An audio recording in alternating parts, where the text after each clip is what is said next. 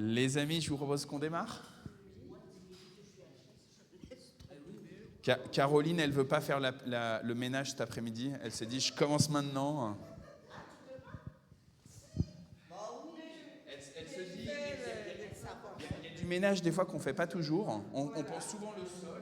Et donc elle s'est dit, la table de communion, la Bible, la vigne, etc.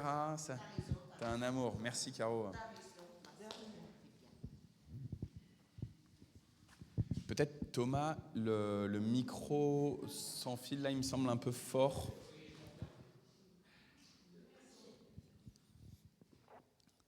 Vous allez bien? Oui. Donc à part Liv qui n'a pas dormi cette nuit, vous avez tous bien dormi? Oui. Toi aussi mal dormi? Bon, alors que le Seigneur vous donne le repos dont vous avez besoin. J'espère que vous n'allez pas vous endormir pendant le culte. Ça fait un peu maison de retraite quand on pleure. C'est ça. C'est pour Liv. Merci beaucoup.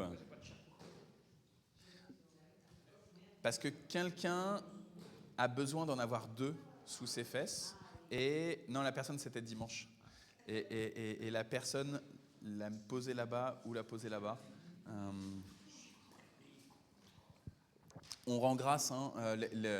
Alors, je ne sais pas quand est-ce quand vont arriver les deux modèles ou les trois modèles là, de chaises. Mais normalement, l'idée, c'est que il y avait 3 mois de délai, 12 jours, 12 semaines. Et donc, normalement, avant l'Assemblée Générale, on les aura pour les tester, etc. Mais on rend grâce en attendant pour tous ceux qui ont eu des petites attentions pour permettre à ce qu'on soit un peu mieux confortablement assis. Alors je sais, Liv, Caro, je vois que tu es sur les chaises bois aussi. Il y en a qui préfèrent les chaises bois paille, il y en a qui préfèrent les plastiques avec le petit coussin, c'est agréable.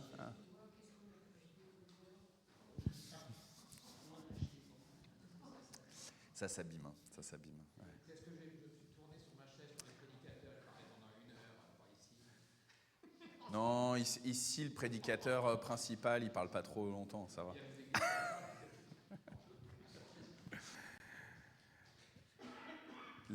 Ce dimanche, alors finalement il viendra sûrement qu'au deuxième culte parce que ça fait loin, mais j'ai un ami qui est au Havre et qui s'occupe d'une église assemblée de frères là-bas. J'ai été prêcher dans son église en octobre ou novembre, et donc là il va venir aussi. Et il se trouve que quand j'y suis allé en octobre-novembre, il m'avait dit une petite demi-heure, et évidemment j'ai dépassé j'ai fait l'heure, quoi. Donc on verra ce qu'il nous fera dimanche, s'il veut nous faire la revanche ou si au contraire il va être respectueux de l'assemblée. Voilà. Je vous propose de prier. Seigneur, béni sois-tu en ce jeudi matin. Béni sois-tu pour chaque jour que tu nous accordes. Chaque moment de vie que tu nous prêtes pour pouvoir participer à ta belle œuvre. Seigneur, ouvre nos yeux pour que nous puissions nous émerveiller de ta création et de la manière dont tu conduis tes projets. Dans les moments où tout est trouble, tout est enténébré, donne-nous d'espérer. Donne les moments où tout est joie, où tout est ferveur, exaltation. Donne-nous un cœur de gratitude et de considérer que c'est toi qui es derrière toute chose. Tu es saint et ta gloire est immense. Nous te supplions pour tous ceux qui ne te connaissent pas encore, tous ceux qui ne savent pas qui est le guide, le roi, le maître, le conseiller, celui qui amène la création là où il avait prévu de l'amener. Oui, Seigneur, épanouis ta création en venant la rencontrer. Rencontre-nous ce matin et rencontre le monde. Amen. Michel m'a suggéré tout à l'heure que le jeudi, peut-être à la fin du culte, je vous donne déjà les lectures pour le jeudi suivant. Donc là, pour l'instant, c'était assez facile, comme on est en début d'année, hein. C'est tous les 5 chapitres. Donc on avait psaume 20 la semaine dernière, donc ça sera psaume 25 là aujourd'hui, et la semaine prochaine, ça sera psaume 30, puisque c'est à chaque fois de 5 en 5, hein, puisqu'il y a 5 jours de lecture entre nos rendez-vous du jeudi. Mais pour l'évangile, jusqu'à présent, on était chez Matthieu, donc ça va aller, mais il n'y a pas Matthieu 30. Donc la semaine prochaine, ça sera Marc 3, je pense, quelque chose comme ça. Mais je vous dirai ça à la fin de la célébration. On commence à lire le psaume 25. Oui.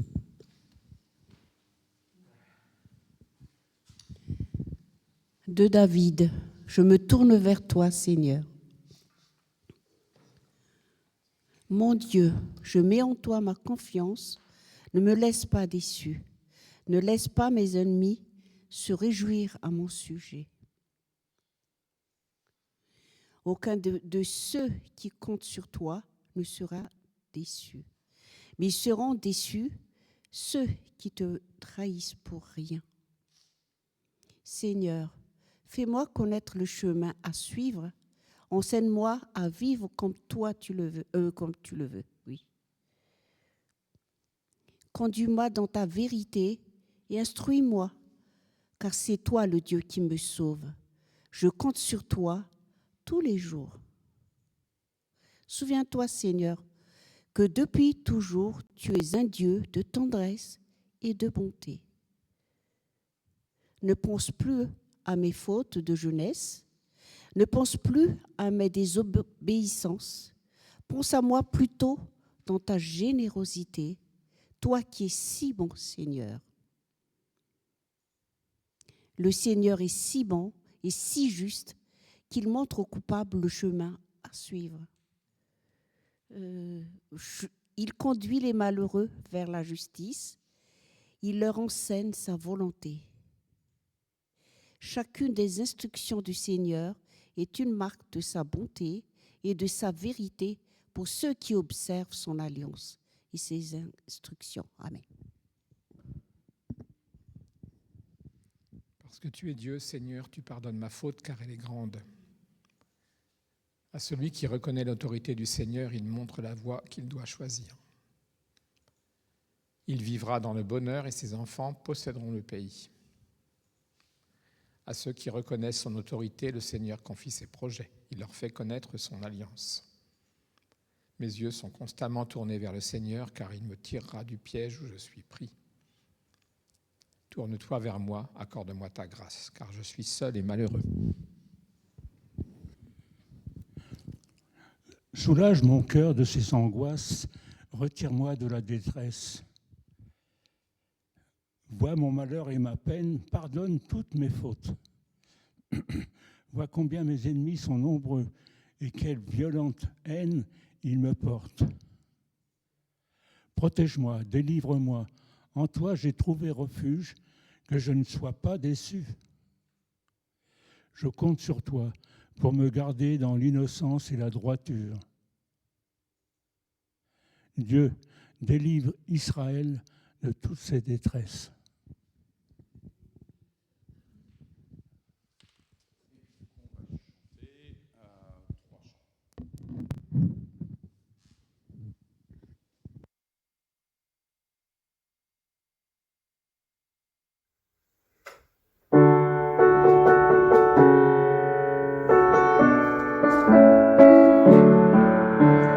Tournez les yeux vers le Seigneur et rayonnez de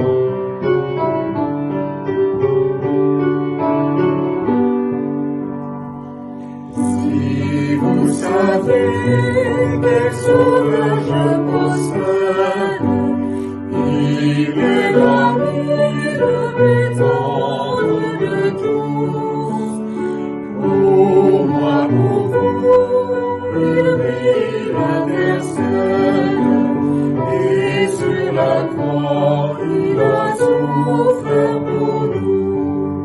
Mon sauveur nous aime, à chercher en lui, votre ami suprême et votre seul appui.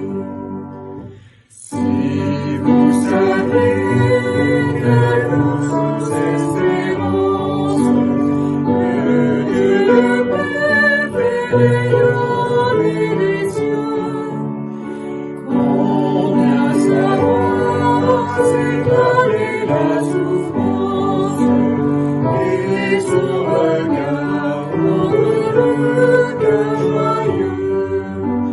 Mon sauveur nous aime, à chercher en lui, votre ami suprême et votre seul appui.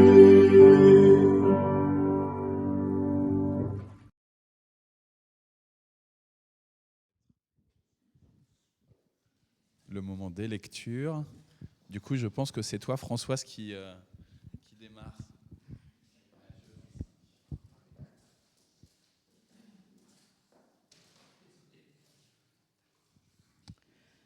Alors le royaume des cieux ressemblera à 10 jeunes filles qui prirent leurs lampes et sortirent pour aller à la rencontre du marié.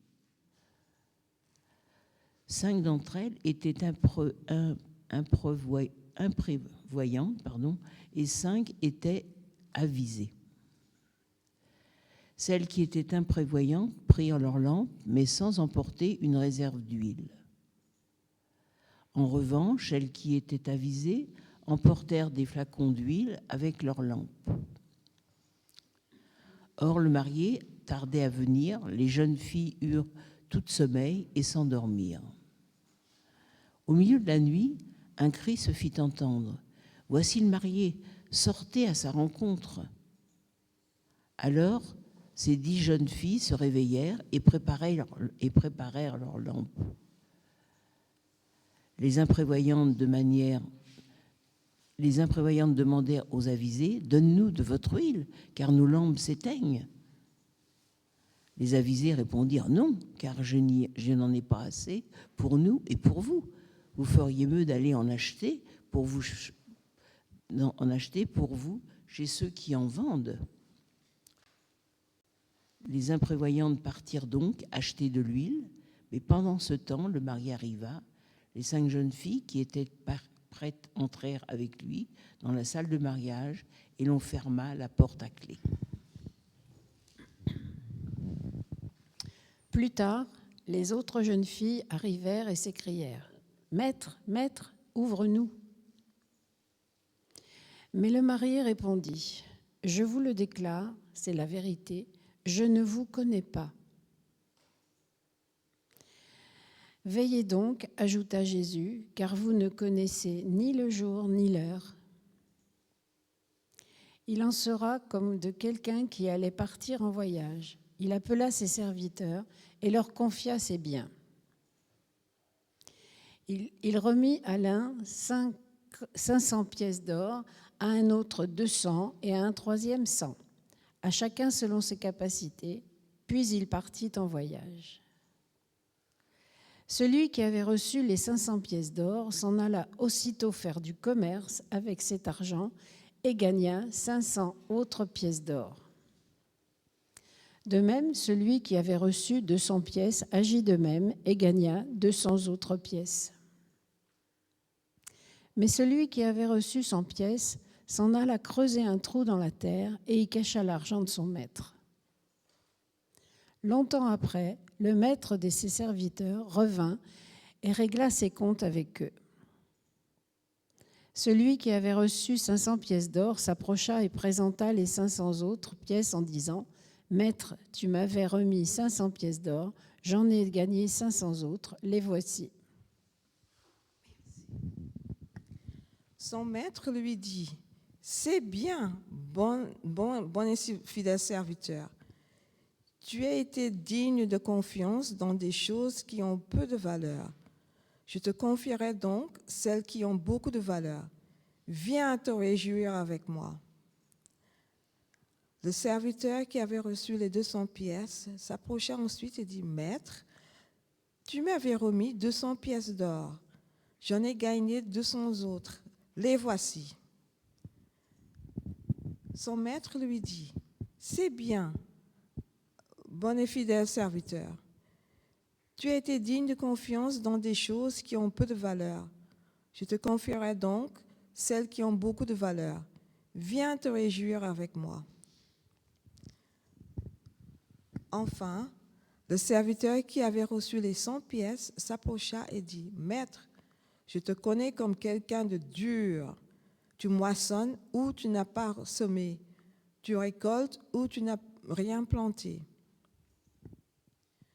J'ai eu peur et je suis allé cacher ton argent dans la terre. Eh bien, voici ce qui t'appartient.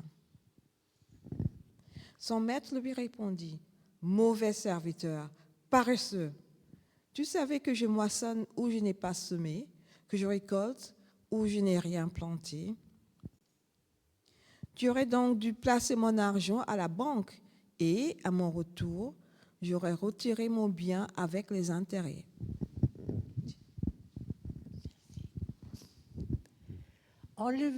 Enlevez-lui donc les 100 pièces d'or et remettez-les à celui qui en a 1000. Car à celui qui a, on donnera davantage et il sera dans l'abondance. Mais à celui qui n'a pas, on enlèvera même ce qu'il a. Et ce serviteur bon à rien, jetez-le dans l'obscurité du dehors, là où on pleure et grince des dents. Quand le Fils de l'homme viendra dans sa gloire avec tous les anges, il siégera sur son trône royal. Tous les peuples de la terre seront assemblés devant lui et il séparera les gens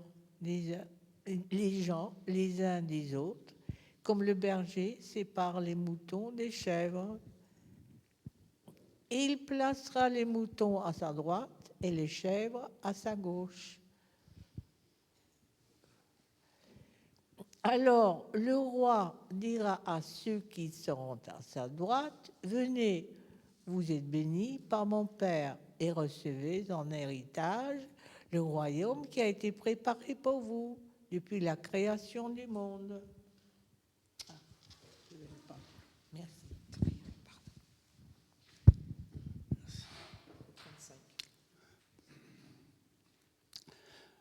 Car j'ai eu faim et vous m'avez donné à manger.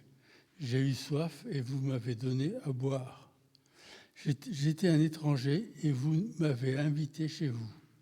J'avais besoin de vêtements et vous m'avez vêtu. J'étais malade et vous vous êtes occupé de moi. J'étais en prison et vous m'avez rendu visite. Puis ceux qui ont fait la volonté de Dieu lui répondirent, « Seigneur,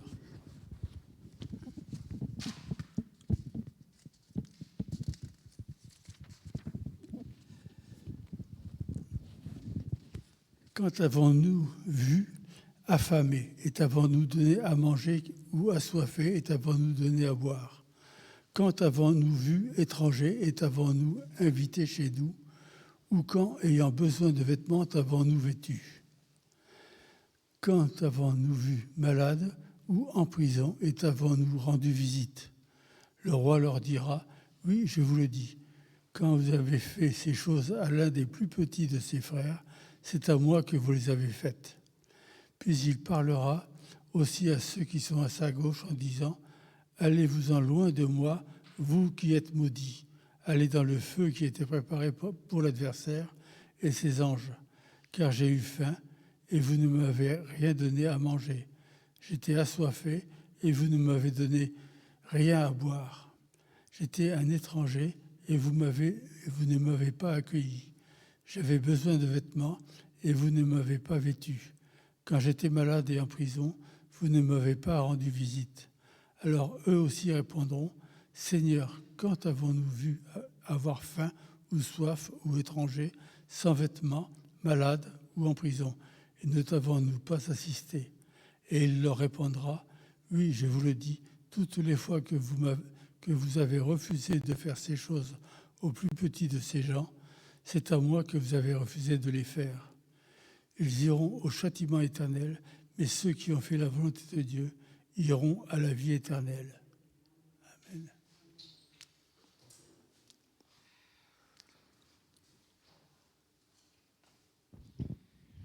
J'ai beaucoup entendu souffler derrière moi. Je ne dis pas que Jean-Pierre, hein. Je pense que c'était collectif. C'est pas facile, hein, cette fin de l'évangile selon Matthieu. Là, on n'est pas directement sur la mort de Jésus. Hein. Ça va être encore plus difficile juste après, quand celui qu'on attend comme notre compagnon de route, celui qui va nous enseigner, celui qui va faire des miracles auprès de nous, quand il va vivre dans son corps, dans son âme, il va pleurer, il va même supplier le Seigneur, éloigne de moi cette coupe.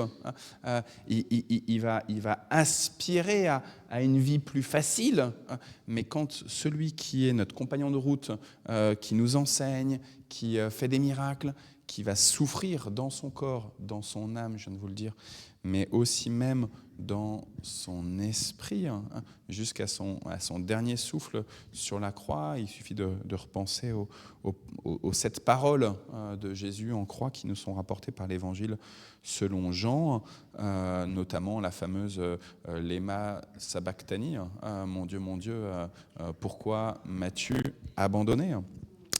Ça va être encore plus dur. Sauf que ça concerne quelqu'un d'autre. Celui qu'on croit être notre chef, notre tête, notre couronne, notre roi, mais du coup, ce n'est pas nous-mêmes directement. Et là, dans la fin de cet évangile selon Matthieu, avant la passion en tant que telle, il vient nous rappeler, avec ces 3 paraboles, ces 3 enseignements sur ce qui va advenir de la fin des temps.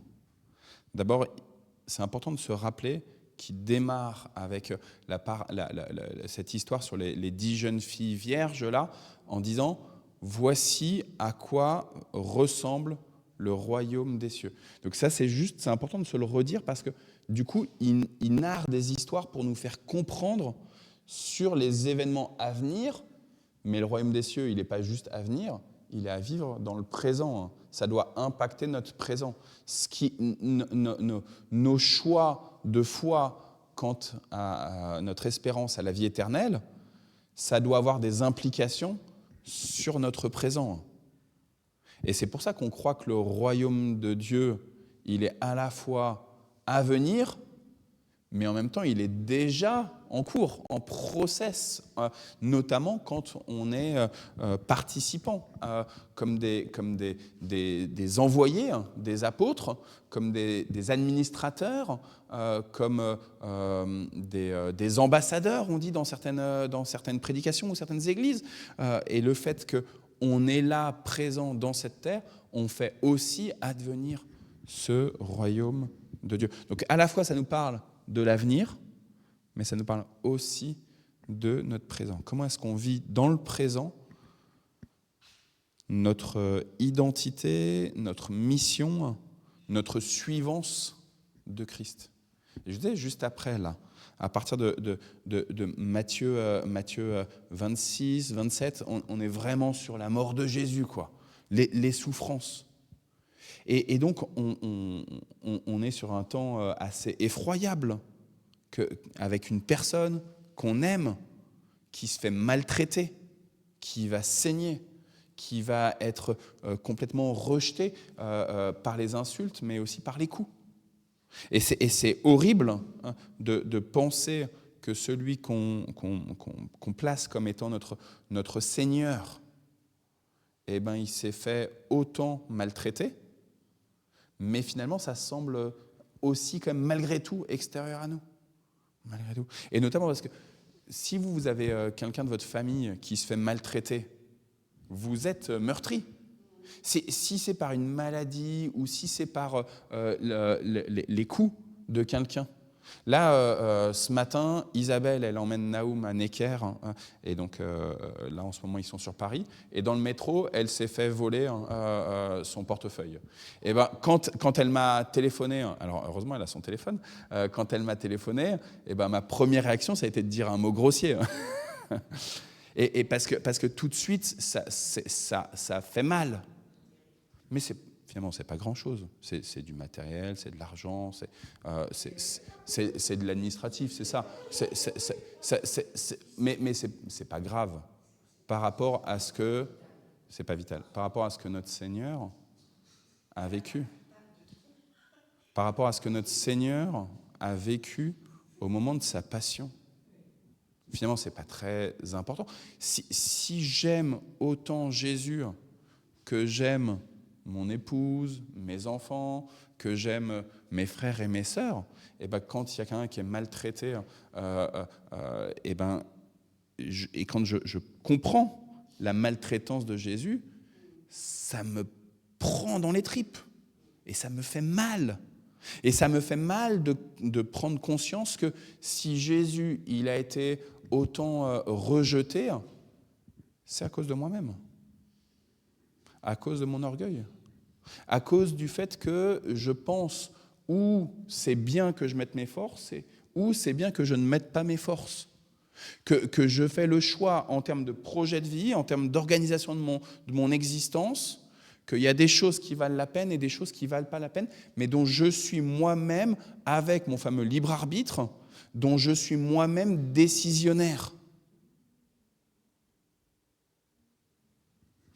Si je commence à prendre conscience que c'est à cause de ce fameux libre arbitre, de mon fameux orgueil, que Jésus, il a vécu cette souffrance-là de la fin de l'Évangile selon Matthieu, alors je suis obligé de prendre ce chapitre 25, mais même le chapitre d'avant, il commence déjà à être un peu dur, le chapitre 24 de Matthieu. Je dois me dire, ok, en quoi ça m'oblige en tant que disciple de Jésus. Et donc on a ces trois histoires avec la parabole des 10 jeunes filles vierges, la fameuse parabole des talents aussi, et puis cette question de la séparation au moment du jugement entre les chèvres et les boucs. C'était comme ça, hein, la traduction là. C'était chèvre et bouc, hein. C'était ça en nouvelle français courant. Comme des fois, c'est pas toujours les mêmes termes qui sont utilisés, et ces trois histoires, je vous dis, hein, elles nous parlent à la fois de la fin des temps, et c'est pour ça que ça nous fait souffler aussi, que c'est dur, parce qu'on se dit, mais dans quel camp je vais être ? Toutes les fois où j'ai pas mis de l'huile dans ma lampe, toutes les fois où j'ai préféré enterrer mon petit talent, ma petite pièce, plutôt que de l'utiliser en prenant des risques, en l'utilisant. Toutes les fois où j'ai préféré voiler qui j'étais, toutes les fois où, alors que je déclare que Jésus est ma tête, où j'ai préféré mettre une capuche. Merci Elisabeth, je cherchais le terme. où j'ai préféré voiler qui j'étais et surtout qui régnait sur ma vie. Et donc on en est bien à la fois parler du futur, la vie éternelle, mais aussi du coup bel et bien du présent. Comment est-ce que je vis comme ambassadeur du Christ ici-bas ? Comment est-ce que je vis comme compagnon du Christ ici-bas ? C'est facile de porter une alliance, hein. Est-ce que j'ose porter Christ au monde ? Comment est-ce que je mets sa seigneurie comme centre de mes décisions, de mes paroles, mais aussi de ce que je vais témoigner avec les autres, pas seulement en parole, mais aussi dans mon comportement global. Alors voilà, les paraboles, là, elles sont à la fois très dures, et elles nous font trembler, mais c'est juste et bon, frères et sœurs, en tout cas je crois, qu'elles nous fassent trembler. Parce que Jésus, lorsqu'il propose cela, il essaye ainsi de nous rendre, à la fois de nous faire un électrochoc pour nous rendre vigilants, et en même temps, il veut nous rassurer. En même temps, il veut nous rassurer. Je vais prendre, si elle veut bien. Voilà. Non, je vais prendre avec le téléphone. Ce sera plus facile. Elle a trop de mal, la tablette, là. Hop. Je vais vous citer.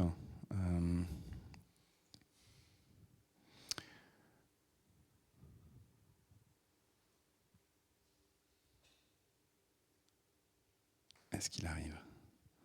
Évidemment, il n'a pas connecté.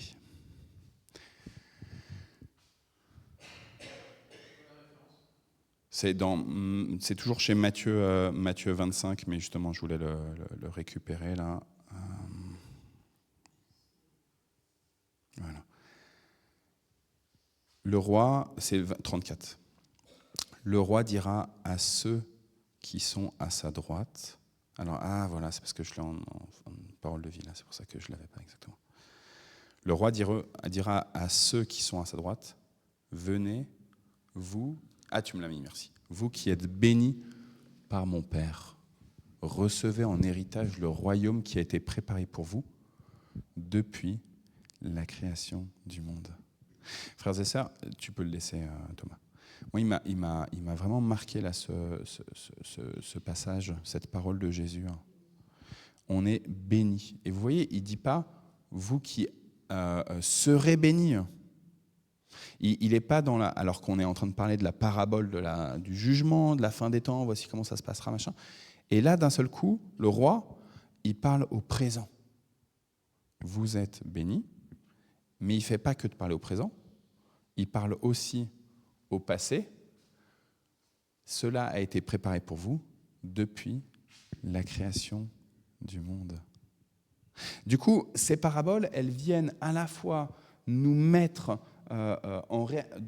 face à ce qui va vraiment se passer, face à des choix qui sont devant nous, qui ont été devant nous et qui seront encore devant nous tant qu'on est encore sur cette terre. Comment est-ce que tu vis ici-bas ?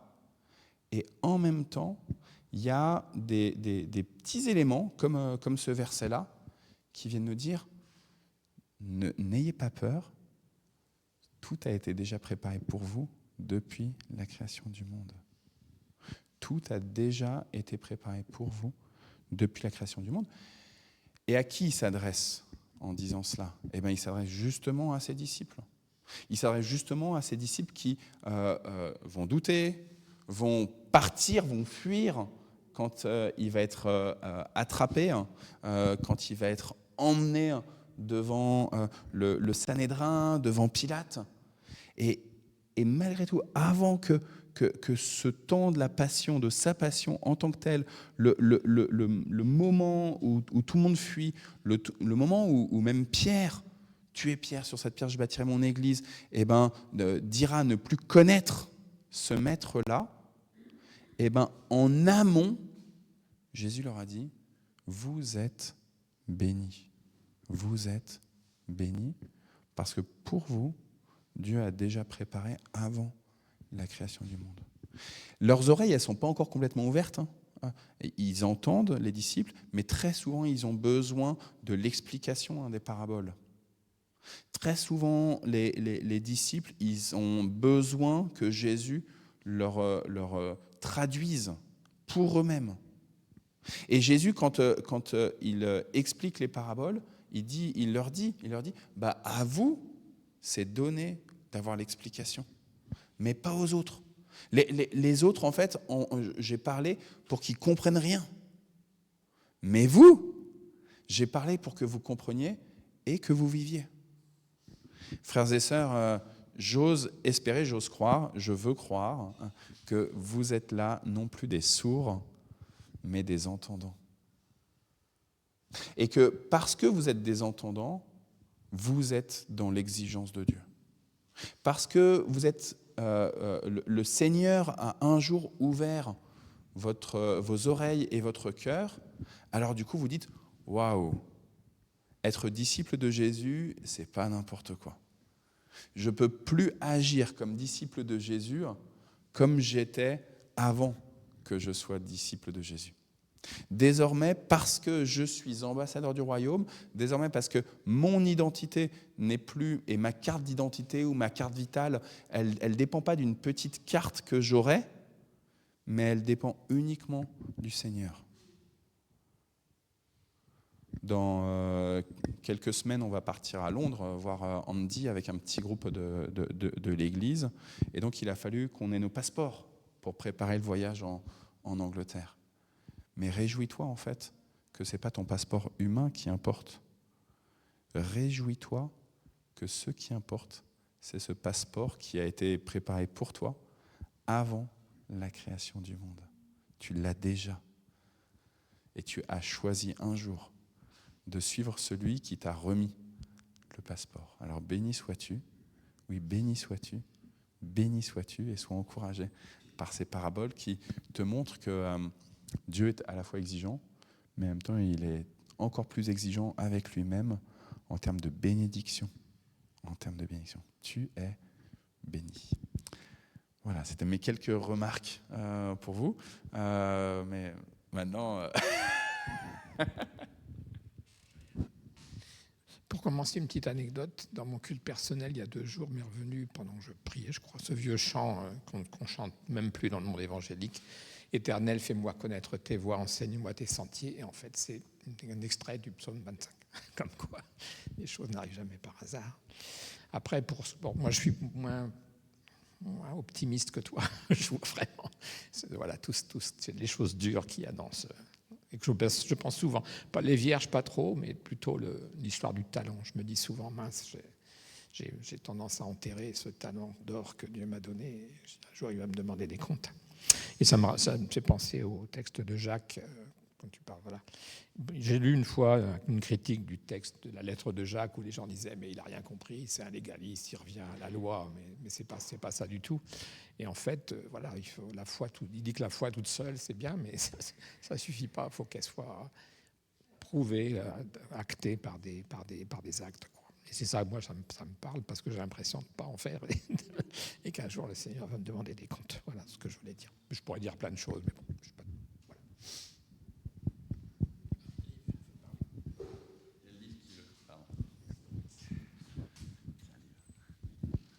Il y a autre chose. Pâques, j'arrive pas à encaisser Pâques.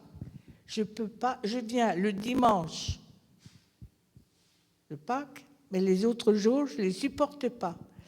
Ça m'a été raconté à l'école primaire. J'avais 7 ans. C'était l'institutrice excellente, 70 ans, donc bien expérimentée. Ça m'est resté. Mais pourquoi? Tous les gosses dans la classe, c'était pareil. Jésus était innocent. Pourquoi? On n'avait jamais compris pourquoi il a été traité comme ça. Il était innocent, ça, on l'avait bien compris. Ça m'est resté le vendredi, je ne peux pas. Et l'évangile de Pâques, non.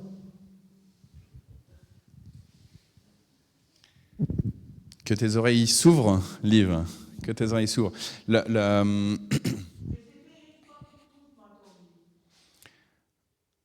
Et alors, c'est fait une fois pour toutes, mais surtout, Jésus est Dieu.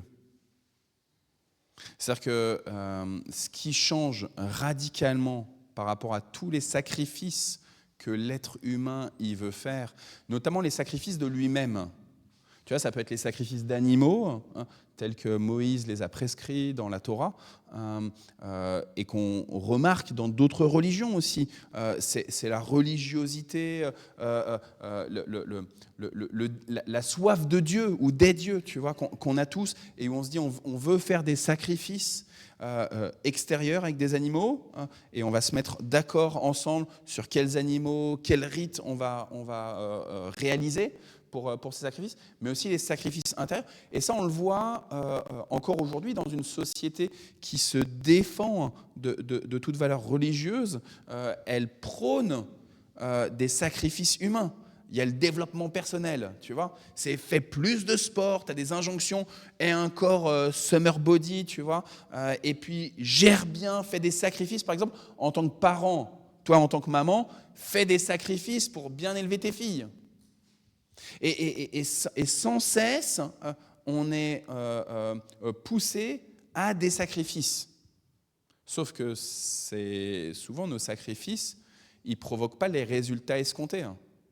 Quand tu fais un régime, moi, mon régime, la flèche de la balance, elle ne veut pas descendre comme je voudrais qu'elle descende. Et puis quand je fais des sacrifices pour mes enfants, sur le coup, ils vont avoir de la gratitude à mon égard, mais en fait, au bout d'un quart d'heure, ils ont déjà oublié. Et donc finalement, quand j'ai fait ça pour être aimé de mes enfants, pour leur dire, voilà, regardez comment votre bon père, il vous donne la bonne direction. Et quelques minutes après, mes enfants, ils me disent, t'es un mauvais père. Et on voit bien que tous nos sacrifices et toutes les injonctions à plus de sacrifices, c'est vain. C'est vain. Ce qui est extraordinaire avec l'événement du Vendredi Saint, c'est que Dieu dise, en fait, la quête humaine, elle va toujours être dans une impasse. Il va falloir faire toujours plus, et notamment même la quête religieuse, toujours plus d'œuvres, vous devez toujours plus aller à l'église, vous devez toujours plus faire des offrandes. Si vous donnez 10 € à l'église par mois, il faut donner plus que ça. Si vous allez investir auprès des SDF, il faudra faire encore plus pour les SDF, tu vois. Tu sais, c'est quand Judas dit mais pourquoi est-ce qu'on a fait n'importe quoi, elle a fait n'importe quoi avec ce parfum en te le versant sur les pieds, là, on aurait pu ce nard le vendre, en tirer une bonne somme et prendre soin des pauvres. Et Jésus dit, mais des pauvres, vous en aurez toujours avec vous. Et donc, l'immensité de la précarité autour de nous, elle est tellement grande qu'en fait, on n'en finit pas. Et il y a des gens qui meurent à donner leur vie pour les autres. Ils cassent leur santé parce qu'ils sont débordés.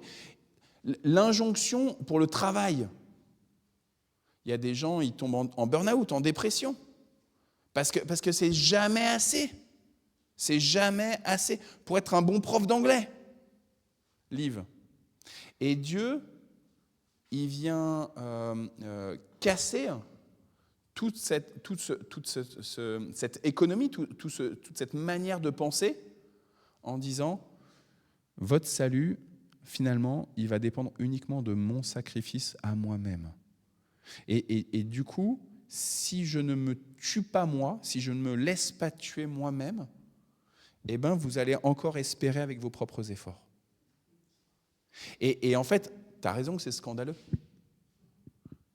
C'est-à-dire que c'est le Créateur qui décide de lui-même, non pas de se suicider, ce n'est pas un suicide que Jésus fait. Il se laisse tuer, comme une brebis qui est amenée à l'abattoir.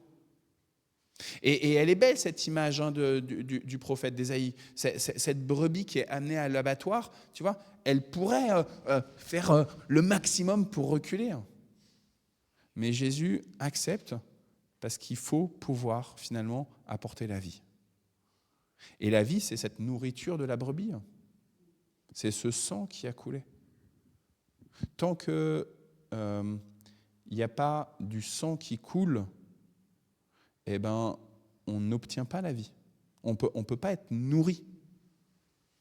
Et notamment pour cette vie éternelle. Notamment pour cette vie éternelle. Ce que Jésus fait le vendredi saint, et c'est pour ça que c'est unique, c'est d'un seul coup de rouvrir l'espace où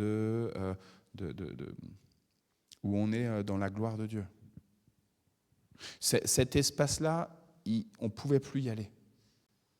Avec le temple, avec la tente de la rencontre avant, tu vois, tu as ce voile, tu ne peux pas entrer dans cet espace-là. Tu ne peux pas être en présence de ton Créateur. Il est trop loin de toi. Il faut être plus saint, il faut être plus pur pour pouvoir être en présence de Dieu. Et Jésus le jour du vendredi saint, à 15h, quand son sang coule, et ben, d'un seul coup, ça fait tomber même le voile du temple, et ben, d'un seul coup, ça ouvre la présence de Dieu à tout le monde. Ce sang, il fait qu'on est saint, alors qu'on n'a rien fait pour être saint. Et c'est juste et bon qu'on n'ait rien fait. C'est pour ça que des fois, tu vois, dans les assemblées évangéliques, où on pousse beaucoup sur le baptême des confessants, des gens qui osent dire je crois, tu vois. Moi, je pense qu'il faut le dire, je crois, tu vois. Mais il y a des moments où on fait du baptême, et du baptême confessant, on fait du baptême un acte, une œuvre, une bonne œuvre qui va permettre le salut. Mais du coup, on oublie que justement, tout est accompli par ce sacrifice de Jésus sur la croix. Et que, finalement, que je sois baptisé ou je ne sois pas baptisé, ce n'est pas ça qui importe. Et c'est un luthérien comme toi qui dit ça et qui est plutôt sacramentaire, tu vois. Mais en fait, ce n'est pas l'acte même du baptême. Ce qui importe, c'est le moment où ce sang qui jaillit de Jésus, il vient sur moi et il me protège. De la même manière que on avait mis du sang sur les linteaux des portes au moment de la Pâque. Au moment de la sortie d'Égypte, eh ben, il a fallu être protégé de l'ange destructeur par ce sang répandu sur les linteaux. Et là, quand Jésus il meurt sur la croix, ce sang innocent, comme les agneaux qui ont été utilisés pour le moment de l'Exode, eh ben, c'est innocent et ça vient me protéger. Ça vient me protéger. Je suis baptisé dans le sang. Je suis baptisé dans le sang. Du coup, quand on reçoit quand on vit un baptême, je pense, tu vois, au dernier baptême qu'on a fait à Noël de Gabriel, et ben moi, j'insiste beaucoup dans le temps de préparation. Je ne fais pas 50 heures de préparation, mais dans le temps de préparation, j'insiste beaucoup auprès des enfants en leur disant, ou des ados ou des adultes, en disant, vous allez mourir. Vous allez être noyé dans du sang. Alors c'est de l'eau, mais en fait vous allez être noyé dans le sang de Jésus. Et la personne qui naît à ce moment-là, c'est un nouvel être, c'est une nouvelle créature. C'est pour ça que souvent j'aime bien quand ils ont une robe blanche, parce que dans l'Apocalypse, je leur dis, on parle de robe blanche lavée dans le sang de l'agneau. Et c'est exactement ce que vous allez vivre là. Voilà. Et puis évidemment, dans 1 Corinthiens, Paul, il insiste beaucoup en disant que, dans le début d'1 Corinthiens, je pense que ça doit être chapitre 7, en disant que si Jésus n'est pas mort sur la croix, notre foi et sa prédication est vaine. Et puis à la fin de 1 Corinthiens, eh ben, il insiste sur la résurrection. Et il dit, si Christ n'est pas ressuscité, notre prédication, notre foi est vaine. Et donc, en fait, ça forme un tout. Jésus, il ne peut pas être ressuscité au petit matin de Pâques s'il n'est pas mort. Si la graine, on veut qu'elle porte du fruit. Oui, j'aime beaucoup dans ce passage un verset qui est très court, mais qui dit que les élus seront à la droite de Dieu. Et on sait qu'à la droite de Dieu, c'est Jésus qui s'y tient. Donc on aura vraiment cette assurance d'être dans la présence du Seigneur et de Dieu. Voilà, c'est tout. Donc ça, c'était sur le verset qu'on a cité, là, le 30 et quelques, là, 34. Elisabeth, tu veux ? Caroline ? Justement, alors, pour être assise à la droite de Dieu, quand même, il y a quelques préalables. Et ça, c'est une grève que j'ai contre les protestants par rapport aux catholiques. C'est cette histoire de foi et des œuvres. Oui. Est-ce que les catholiques croient beaucoup? Voilà. Moi aussi. Et là, c'est clairement dit que pour être assise à la droite du Père, il faut faire des choses. Donc, quelque part, ça m'a toujours agacé beaucoup quand j'entends que c'est la foi seulement. Je dis, quelque part, il y a une contradiction. Ouais. Et je dis jusqu'à un dernier souffle, ce sera un peu... Vraiment, la foi sans les œuvres est morte. Non. Parce qu'en anglais, c'est faith without works is dead. Donc, voilà. Donc, voilà. Et bon, oui. Je vais le lire quand même, la foi et les œuvres, parce qu'en fait, j'avais dans le cœur aussi, j'ai vu sur mes chants du matin, blanc plus blanc que neige, et blanc plus blanc que neige, c'est une partie d'Ésaïe 1, mais Ésaïe 1, ça suit quelque chose qui est dur à entendre, mais on parlait de sacrifice, etc., que je vais me permettre de vous lire. C'est pour moi, c'est pour tout le monde. À partir du verset 11, « Qu'ai-je à faire de la multitude de vos sacrifices, dit l'Éternel? Je suis rassasié des holocaustes de béliers et de la graisse des veaux. Je ne prends pas plaisir au sang des taureaux, des brebis et des boucs. Quand vous venez vous présenter devant moi, qui vous demande de souiller mes parvis? Cessez d'apporter de vaines offrandes. J'ai en horreur l'encens, les nouvelles lunes, les sabbats et les assemblées. Je ne peux voir le crime s'associer aux solennités. Mon âme hait vos nouvelles lunes et vos fêtes, elles me sont à charge, je suis là de les supporter. Quand vous étendez vos mains, je détourne de vous mes yeux. Quand vous multipliez les prières, je n'écoute pas. Vos mains sont pleines de sang. Lavez-vous, purifiez-vous, ôtez de devant mes yeux la méchanceté de vos actions, cessez de faire le mal. Apprenez à faire le bien, recherchez la justice, protégez l'opprimé, faites droit à l'orphelin, défendez la veuve. »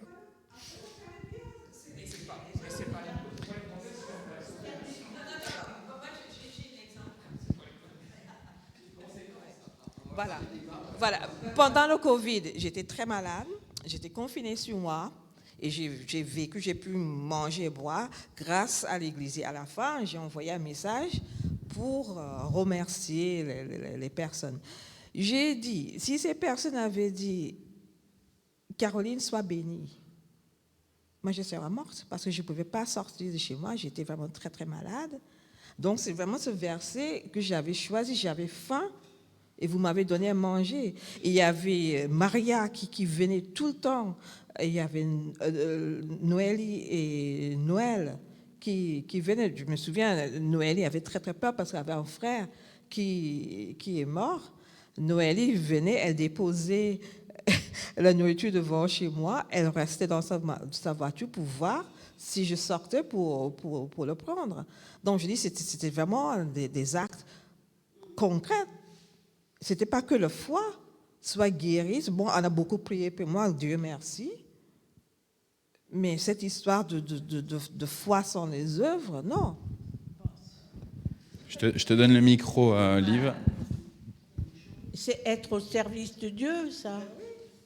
Mais ce n'est pas des offrandes. Le service, tout bonnement. Ben oui. Comme il est fait. Il n'y a pas d'offrande, il n'y a pas de... Est-ce que ça sauve les gens? C'est pas une offrande. Alors, il y a ce qui est palpable et visible. Et en effet, je pense que c'est important d'avoir un esprit de gratitude. Et ce que tu as fait, Caroline, par exemple, de remercier des individus, tu vois, tu nous parles de Noélie, qui sont venus t'apporter la nourriture, c'est important de pouvoir dire merci. Tu vois. En fait, il y a aussi tout ce qui est complètement invisible. Et justement, tu vois, la prière, la réalité, c'est qu'on n'a aucune idée de en quoi ça a participé à ton rétablissement ou pas. Et c'est ça. Et donc, c'est un tout.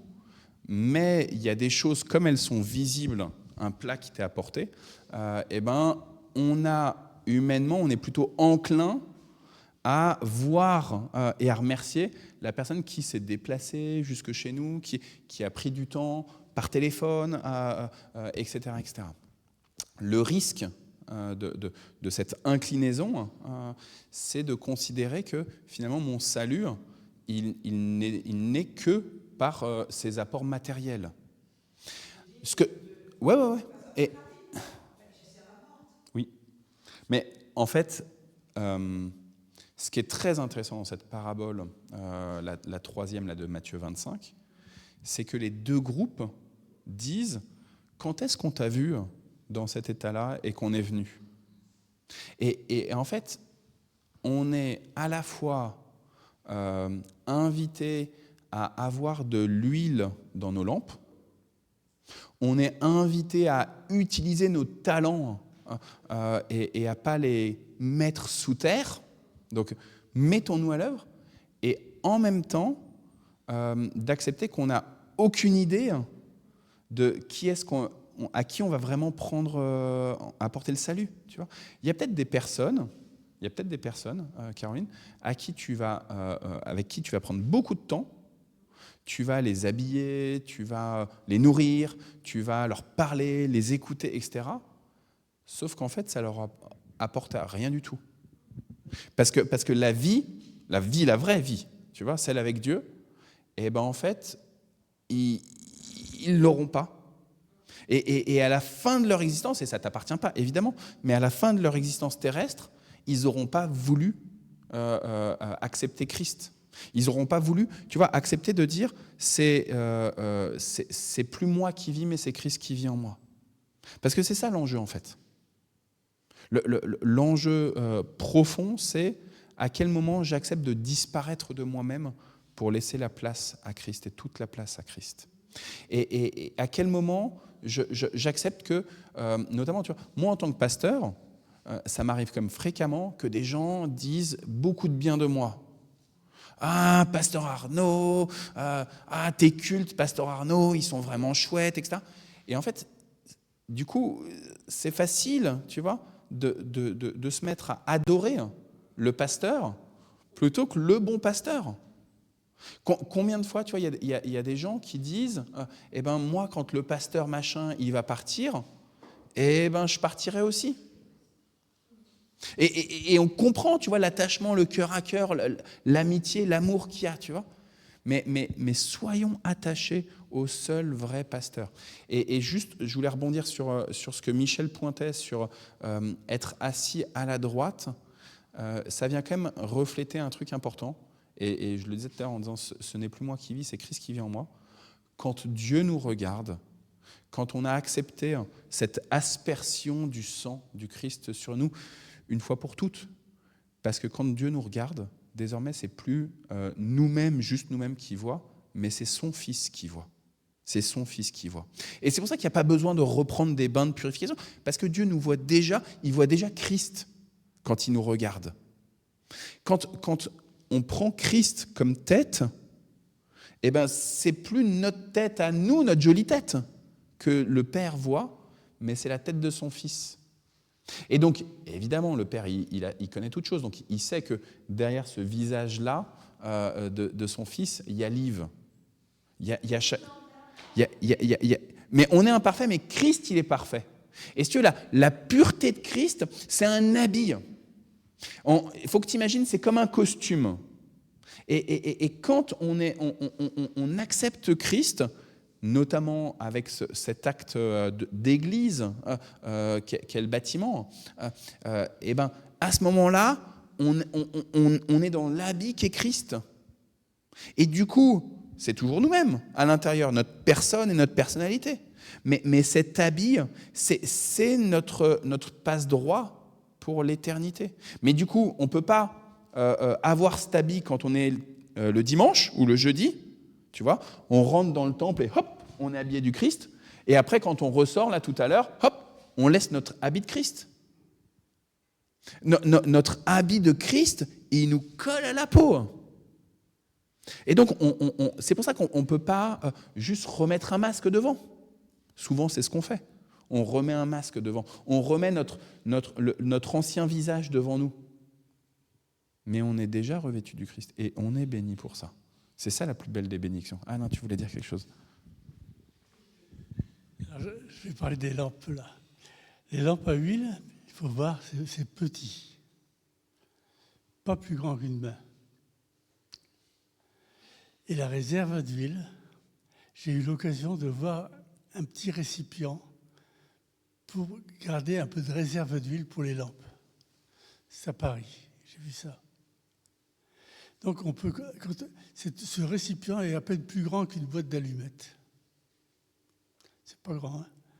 Et c'est pour ça que les vierges sages, elles ont dit, on ne peut pas vous donner d'autre huile. Il y a très peu. Il y avait juste pour elles et pour venir accueillir. Maintenant, une autre hypothèse que j'ai lue, c'était pas des lampes, c'était des torches qu'elles avaient. Et bien, c'était pareil, elles avaient une réserve d'huile pour mettre sur les torches, pour accueillir en grande lumière le mari. Voilà.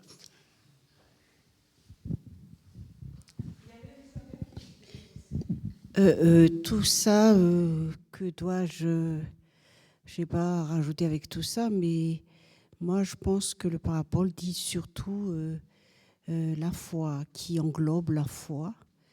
Donc, si on n'a pas foi en Jésus, on ne peut pas aimer les autres. Et l'amour pour Jésus, parce qu'on a foi justement en Dieu, il nous a recommandé l'amour de Dieu. Hein, il faut aimer votre Dieu et puis du prochain. Donc, du coup, je pense que c'est vrai hein, que la foi, c'est la conséquence, les actes, c'est la conséquence de la foi. Et ça, c'est vrai. Je suis en train de penser à ce qui se disent là, et je dis oui, c'est vrai, parce que on peut pas donner aux gens si on n'aime pas. Et si on n'aime pas, je ne sais pas dans quel verset ou chapitre de la Bible qui disait, si tu n'aimes pas ton prochain que tu vois, que tu côtoies, comment tu peux m'aimer moi voilà, et ça, que tu ne vois pas. Donc ça, c'est la foi. Donc la foi, ça joue déjà en premier lieu pour avoir de l'amour, parce que tu as foi en Dieu. Et Jésus a dit, il faut m'aimer et aimer les uns les autres. Donc l'acte, et tout ce qu'on fait, quelque part, c'est les conséquences de la foi et l'amour en Jésus. C'est les deux commandements que Jésus a laissés. Donc ça se rallie un peu, mais c'est vrai, j'étais en train de cogiter, c'est vraiment la conséquence de la foi, de l'amour que Dieu a nous. C'est pour ça qu'on ne vole pas les gens, qu'on les aime, qu'on essaie de faire du bien, qu'on fait des actes, on se comporte, on évite de se comporter pour ne pas blesser les uns les autres, qu'on aime, et voilà, c'est tout. Tout est autour de la foi et de l'amour. Alors il y a Elisabeth juste, et après je te le passe, Françoise. J'ai essayé de chercher dans la Bible, mais je ne me souviens plus du verset. Quand on parle des œuvres et des gens qui font du bien, je crois que le Seigneur dit, et ceux du dehors aussi font des belles choses. Donc nous, on n'a pas à être orgueilleux parce qu'on fait les choses bien, parce que tout ça, ça vient de notre cœur. Et puis aussi, on sera toujours imparfait sur terre. Et c'est une grâce, c'est la grâce de la croix, justement, du sacrifice de Jésus qui nous permet, malgré notre indignité, parce que il y avait une dame qui disait oui, mais on ne peut pas être saint. On peut être saint. Je lui dis non, tu tords le pied, tu dis je me suis fait mal, on n'est pas saint. Donc je crois qu'il faut accepter d'être imparfait et indigne, mais sauvé et pur par la foi et par le sacrifice de Jésus. C'était la même un peu idée, parce que j'ai dit, même des gens non-croyants, il y en a qui font, par des métiers qu'ils font, s'occuper des autres, il y en a, il faut même mieux que des chrétiens, souvent. Je veux dire, il faut rester. Mais je veux dire, justement, le fait d'avoir accepté Jésus, ça nous donne vraiment, voilà, on veut le suivre, on veut faire les commandements, et puis on a changé nous-mêmes de vie. On a réalisé qu'il nous aimait, et combien que, parce que c'est pas parce qu'on est chrétien que d'un seul coup on n'a plus de défauts et autres, et ça doit nous donner ce courage d'aller vers les autres, d'annoncer la parole, pas de se dire qu'on est parfait, pas de se dire que la personne va devenir parfaite, mais c'est autre chose. Quand on regarde, moi je regarde en regardant des informations, je me dis mais quelle chance qu'on a de connaître le Seigneur. On n'est pas parfait, mais quand on voit toutes ces atrocités que des gens puissent faire, on a changé, même en n'étant pas... voilà, on en fait qu'on dirait des conneries et autres, mais bon, voilà, on a quand même quelque chose de solide. C'est lui qui est là en nous et qui nous fait progresser, aimer sans attendre en retour. Ça, c'est pas dans le monde. Les gens, ils font, mais ils attendent en retour. Tu travaillais au CEL. Mais combien de gens qui se plaignaient parce que les enfants n'écrivaient pas ce qu'ils voulaient entendre. Voilà. On attend un retour. Et Et en fait, le danger, et juste, on va finir. Donc c'était Romains 2, ce à quoi tu pensais. Il donnera la vie éternelle à ceux qui s'appliquent à faire le bien, qui recherchent ainsi la gloire, l'honneur, la vie immortelle, mais il montrera sa colère, sa fureur à ceux qui se révoltent contre lui, qui s'opposent à la vérité, qui se font complices de l'injustice. La détresse, l'angoisse frapperont tous ceux qui font le mal, les Juifs d'abord, mais aussi ceux qui ne le sont pas. En revanche, Dieu accordera la gloire, l'honneur, la paix à tous ceux qui font le bien, aux Juifs d'abord, mais aussi à ceux qui ne le sont pas, car Dieu n'avantage personne. Tous ceux qui pêchent sans connaître la loi de Moïse périront sans cette loi, mais tous ceux qui pêchent en connaissant la loi seront jugés selon la loi. Car devant Dieu, les personnes justes ne sont pas celles qui se contentent d'écouter la loi, ce sont plutôt celles qui la mettent en pratique qui sont déclarées justes. Quand ceux qui ne sont pas juifs et qui ne connaissent pas la loi de Dieu la mettent eux-mêmes en pratique, c'est comme s'ils la portaient au dedans d'eux, bien qu'il ne l'ait pas. Ils montrent ainsi que la pratique ordonnée par la loi est inscrite dans leur cœur. Et leur conscience en témoigne également, ainsi que leurs pensées qui parfois les accusent et parfois les défendent. Voilà ce qui paraîtra au jour où Dieu jugera par Jésus-Christ tout ce qui est caché dans la vie de chaque personne, comme l'affirme la bonne nouvelle que j'annonce. Je voulais juste finir avec cette question de qu'est-ce que j'attends de mes engagements, de mes investissements, quand je vais apporter un plat à quelqu'un, qu'est-ce que en réalité j'attends profondément. Et puis du coup, je vous propose juste de prendre un peu de hauteur. En fait, qu'est-ce que j'attends de Dieu ? Qu'est-ce que j'attends de ma foi en Dieu ? Est-ce que j'attends quelque chose de Dieu ? Voilà. Peut-être juste vous laisser avec cette question un peu. L'idée, c'est de pas de répondre. Je propose que...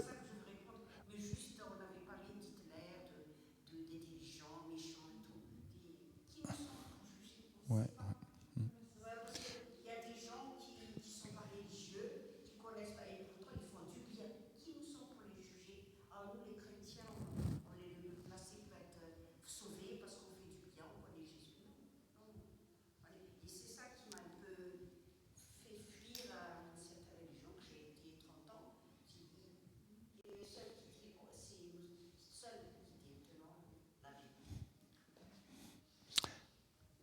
Voilà, je vous laisse en tout cas avec la question, qu'est-ce que j'attends de Dieu ?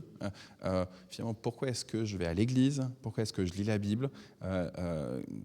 Quelles sont mes espérances en termes de retour sur investissement ? Quand je donne, dimanche, on va parler d'argent lors des prédications, c'est un sujet... Je ne suis pas à l'aise, les amis. Et en fait, qu'est-ce que j'attends ? Quand je viens apporter mon offrande, quand je vais faire le ménage, comme Caroline l'a fait, quand je vais m'occuper des pauvres, quand je vais m'investir, quand je vais faire un bon repas pour l'église. En fait, qu'est-ce que j'attends derrière ? Mais profondément, c'est en fait, qu'est-ce que j'attends de Dieu ? Qu'est-ce que j'attends de Dieu ? Voilà. Je vous propose qu'on prenne le temps de prière. Alors, pour le fil rouge de porte ouverte, c'est pour la Corée du Nord. Donc, je vous lis le message. Donc, top 1, la Corée du Nord, ça fait 20 ans qu'ils sont le premier pays qui persécute le plus les chrétiens.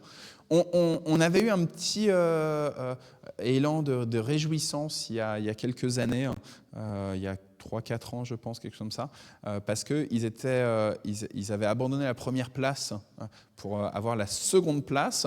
Mais en fait, c'était juste que je pense que c'était l'Afghanistan qui avait pris la première place. Mais en fait, il y avait tout autant de chrétiens persécutés en Corée du Nord, évidemment. Bref, à la frontière qui sépare la Corée du Nord de la Chine, des Nord-Coréens se cachent pour échapper aux arrestations et aux renvois forcés. Pendant des années, Cho leur est venu en aide. Si vous lisez le magazine, il y avait tout un dossier sur lui. Donc, He-young et Cheol-ho s'étaient cachés dans les buissons. Ils venaient de fuir l'un des régimes les plus oppressifs au monde. S'ils étaient découverts, c'était la prison, la torture, peut-être la mort. Lorsqu'un homme s'est approché d'eux, He-young a pensé que tout était fini.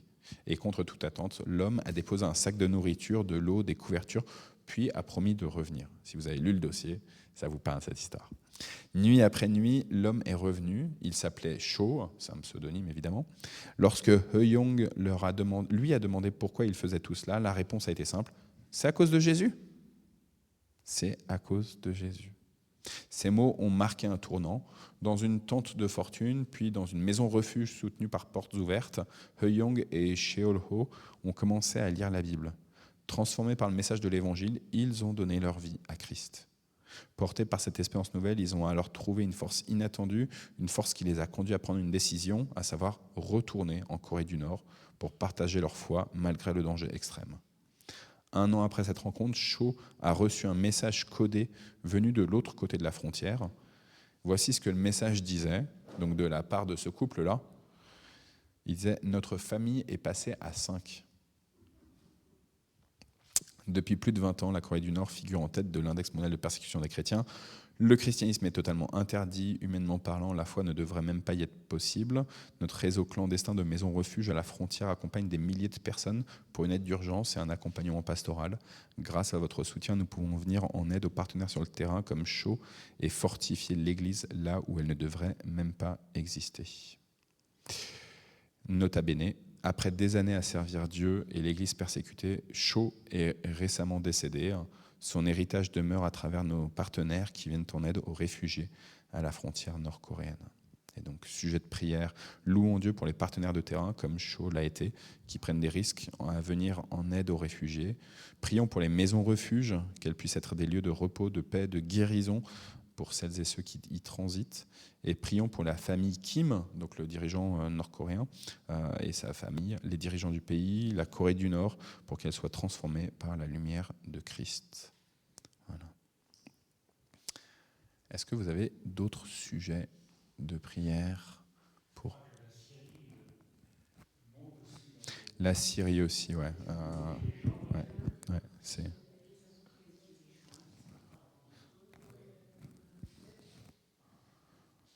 Ouais.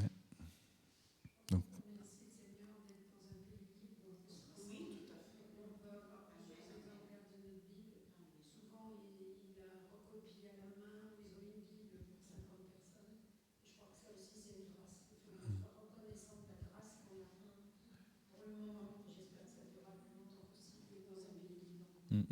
Donc on rend grâce pour la France et cette liberté qui est la nôtre. Je pense qu'on peut prier aussi. Tu parlais des Bibles, on peut prier pour les sociétés bibliques qui éditent des Bibles, qui font des nouvelles traductions pour que ça soit toujours plus audible aussi, adapté. Il y a aussi encore des pays où ils ont pas la Bible dans leur langue maternelle, donc c'est que par des traductions. Alors souvent ils peuvent maîtriser plusieurs langues, mais il y a tout un effort des sociétés bibliques de toujours avoir plus de traductions possibles dans de nouvelles langues, etc. Donc,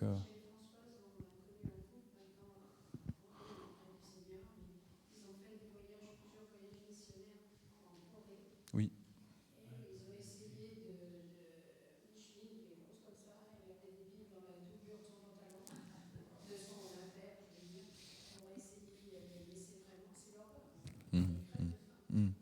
En plus.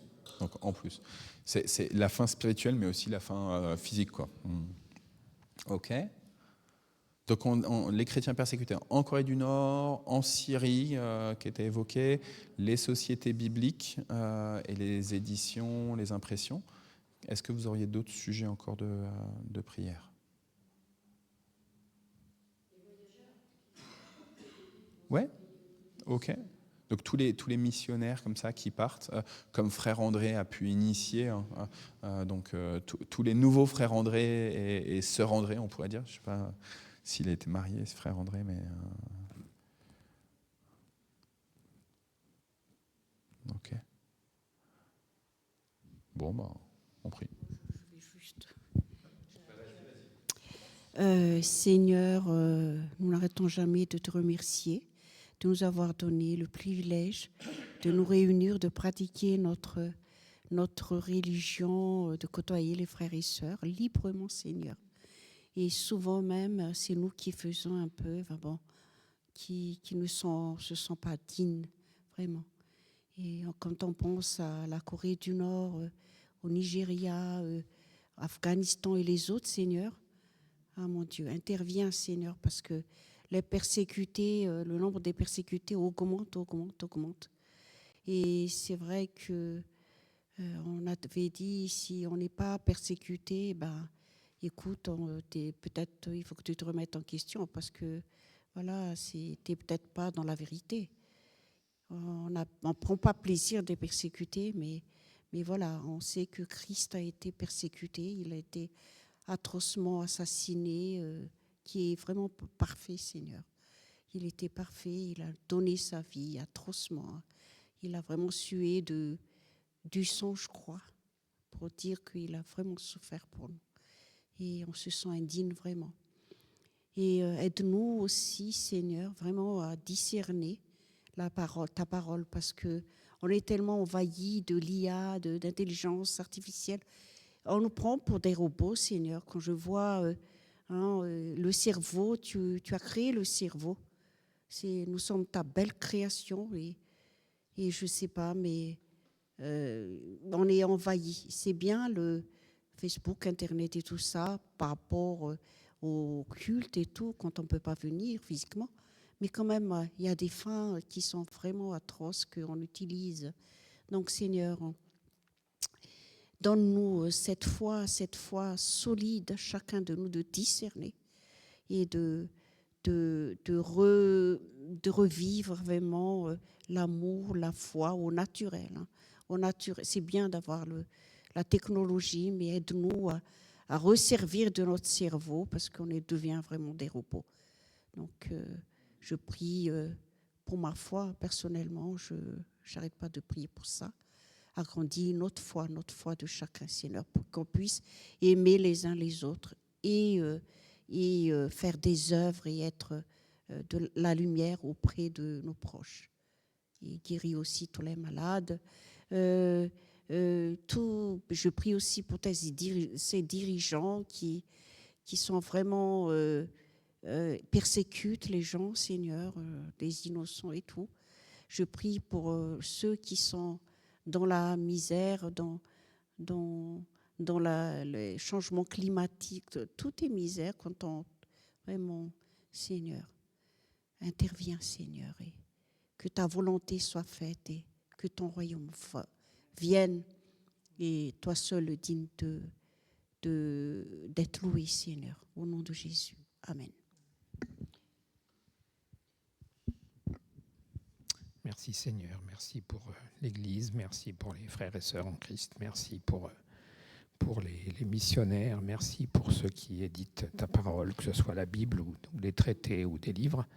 Merci pour ces frères et sœurs de la terre entière qui tiennent bon dans les épreuves, bien loin de ce que nous pouvons connaître ou vivre, Seigneur. C'est vraiment extraordinaire de voir ces gens qui retournent en Corée du Nord, qui est le pays du monde qui persécute le plus les chrétiens.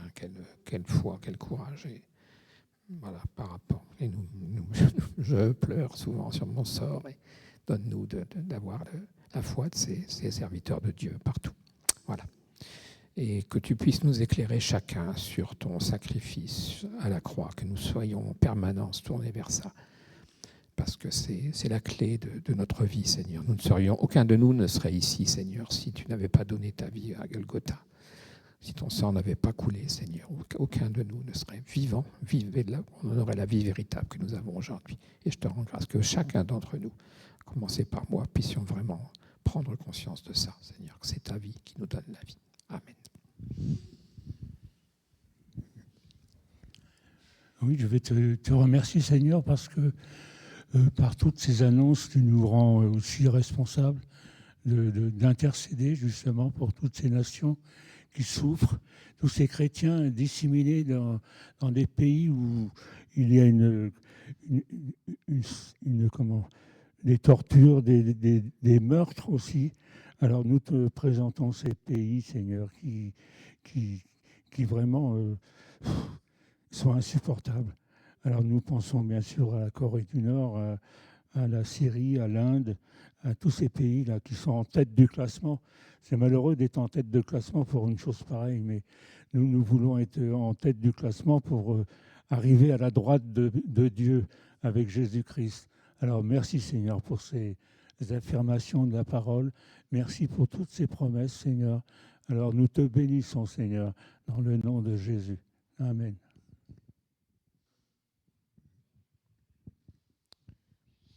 Oui, Seigneur, nous sommes bien sûr émus, et quand il faut prier pour tous ces pays, Seigneur, quel privilège. Nous ne réalisons pas ce que nous avons quand nous pouvons vivre, Seigneur, en paix et faire ce que nous voulons chaque jour, nous lever, aller nous balader, aller dans tel endroit. Seigneur, nous voulons vraiment te remettre tous ces peuples, Seigneur, qui subissent, Seigneur, des violences par des dirigeants, par des gens, Seigneur, on ne sait pas comment les qualifier, mais Seigneur, toi, tu connais toutes choses. Et nous te demandons, Seigneur, d'œuvrer par ton peuple, Seigneur, dans tous ces coins, Seigneur, il y a des chrétiens. Il y a des chrétiens qui parlent de toi, qui essayent de donner un témoignage, Seigneur. Et vraiment, nous te les recommandons. Tu sais, nous savons que tu les protèges. Nous, Seigneur, que tu donnes aussi à nous-mêmes, tous ces pays un peu riches, Seigneur. Nous avons aussi une part, nous avons de l'argent, nous pouvons aussi agir. Ces gens-là, tu vois, portes ouvertes, qui ont besoin, qui font des œuvres, qui vont vraiment aider, créer du travail pour certains chrétiens qu'on leur coupe tout leur bien, tout ce qu'ils ont. Alors Seigneur, nous pouvons aussi participer dans la prière, premièrement, mais participer, Seigneur, en étant généreux. Tu vois, ces pays, et souvent, il y a eu des fois on a demandé des choses pour portes ouvertes, pour différentes choses, mais souvent on est un peu frileux et on ne réalise pas, Seigneur, et là tu nous demandes que nous puissions être ces ambassadeurs aussi, ces frères, Seigneur, dans la prière et dans l'entraide. Alors Seigneur, rends ton peuple, le peuple qui ne souffre pas pour l'instant, et nous en sommes partis, rends-les généreux, Seigneur, généreux pour tous ces peuples, Seigneur, qui attendent.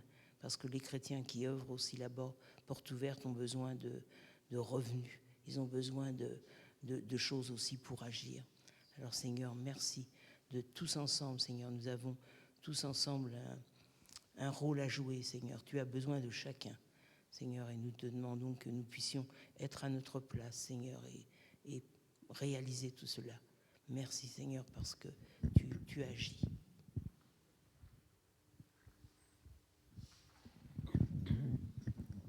Oui, Seigneur, merci. Merci pour tout, Seigneur. Merci pour cette liberté. Pardon, Seigneur, d'oublier parfois qu'il y a même souvent, ce qui me concerne, tous ces gens, tous ces frères et sœurs qui prient dans la clandestinité.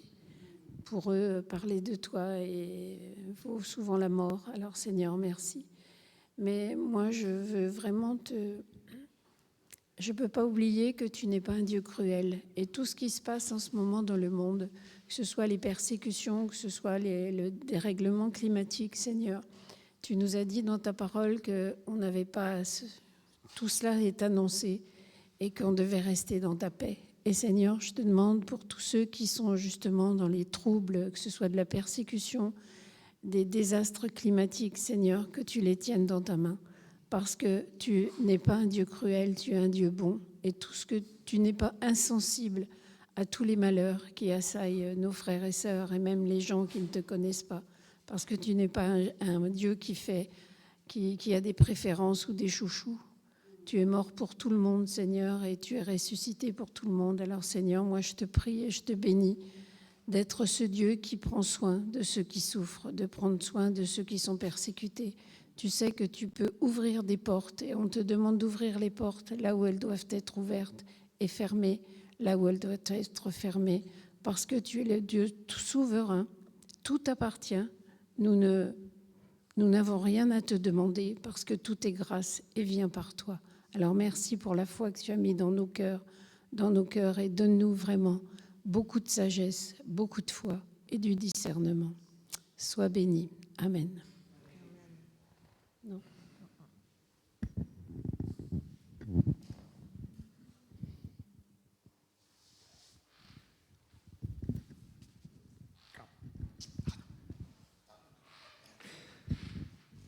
Voilà, Seigneur, moi je te remets aussi, puisqu'on parlait de liberté de culte ici en France, je te remets cette église EMI qui, avec Merci d'avoir permis à ce que la commission puisse passer et rendre un avis favorable pour l'ouverture. Et donc, Seigneur, je te prie pour cette église qui s'ouvre cette semaine. Béni sois-tu, que ça puisse être un lieu où ton nom va être prononcé, proclamé, adoré, mais pas seulement que ce soit un lieu d'adoration, mais que ce soit aussi un lieu de guérison, de restauration des vies, Seigneur, et d'engagement, Seigneur. On ne veut pas juste travailler pour l'Église en tant qu'institution, Seigneur, mais on veut travailler comme Église dans ce monde, Seigneur. Et donc, Seigneur, utilise ce bâtiment et utilise les personnes qui s'y rassemblent et se rassembleront, Seigneur, pour pouvoir amener un peu plus de toi encore et de ton royaume. Béni sois-tu, Seigneur. Et je vous propose, frères et sœurs, qu'on dise ensemble la prière que Jésus a enseignée à ses disciples quand ils ont dit « Enseigne-nous à prier » parce qu'on ne sait pas prier. Notre Père qui es aux cieux, que ton nom soit sanctifié, que ton règne vienne, que ta volonté soit faite sur la terre comme au ciel. Donne-nous aujourd'hui notre pain de ce jour. Pardonne-nous nos offenses, comme nous pardonnons aussi à ceux qui nous ont offensés. Et ne nous laisse pas entrer en tentation, mais délivre-nous du mal, car c'est à toi qu'appartiennent le règne, la puissance et la gloire pour les siècles des siècles. Amen. La paix du Seigneur soit sur vous. Ces paraboles qu'on a entendues de la bouche de Jésus, elles ne sont pas pour votre condamnation, mais pour votre salut. Pas seulement le salut à venir, mais le salut ici-bas. Allez, faites de toutes les nations par la seule puissance du Saint-Esprit, par votre réponse à son appel, par votre vocation. Allez, faites de toutes les nations ses disciples. Et soyez en paix, chers sœurs et frères. Et ça va être c'est ce dimanche-là, le premier culte officiel. La commission, c'était lundi. Ah, ça sera le vendredi 13 février, donc pas ce vendredi-là, mais celui d'après. Ça, vous pouvez, oui, le vendredi 13 février, c'est à 20h à EMI, donc les nouveaux locaux. À partir de 19h30, on ouvre. Donc on a décidé ça juste vendredi, donc je ne suis pas sûr qu'il y ait encore eu beaucoup d'annonces. Pour l'instant, c'était l'ouverture. Donc oui, c'est pour ça que voilà, donc vendredi 13, donc, je trouve ça assez beau que dès que les locaux sont ouverts, on va déjà se retrouver avec plusieurs églises, donc aussi avec le CCM là-bas. Et donc 20h sur place. Je pense que ça va durer 1 heure, 1 heure et demie, quelque chose comme ça. Oui, il fait très attention au niveau timing, etc. Il est rigoureux, le pasteur Cédric. Il fait attention pour pas qu'il y ait de débordement. Parce que des fois, dans les ADD, ça peut déborder. Voilà. Juste par rapport à la question de Michel au début, donc la semaine prochaine, donc c'est bien le psaume 30, et ça sera Marc chapitre 2, pas chapitre 3, mais chapitre 2 de Marc, la semaine prochaine. Donc si vous voulez lire avant jeudi prochain, Marc chapitre 2, et ben voilà, et puis comme ça vous aurez encore plus de choses à raconter. Et la semaine prochaine, normalement, on a aussi un frère qui sera avec nous au culte, qui s'appelle Paul Barbier. Paul ? Je crois que c'est Paul, j'ai un doute d'un coup. Son fils s'appelle Franck. Ce frère, il habite dans le sud de la France et il a à cœur depuis très longtemps de créer un musée de la Bible. Donc du coup, l'objectif, c'est de faire un lien avec Alain. Donc ça fait déjà quelques mois qu'on est en train de travailler pour un lien. Et donc voilà. Et oui. Exactement, qui a des articles sur lui. Il a un bon réseau et donc il y a quand même des chances qu'un jour il arrive à mettre en œuvre. Et du coup, le musée du Mont intégrerait ce musée de la Bible. Donc ça fera, voilà. Donc Paul Barbier, Barbier, son nom de famille. Voilà, donc ce sera la semaine prochaine. Que le Seigneur vous bénisse.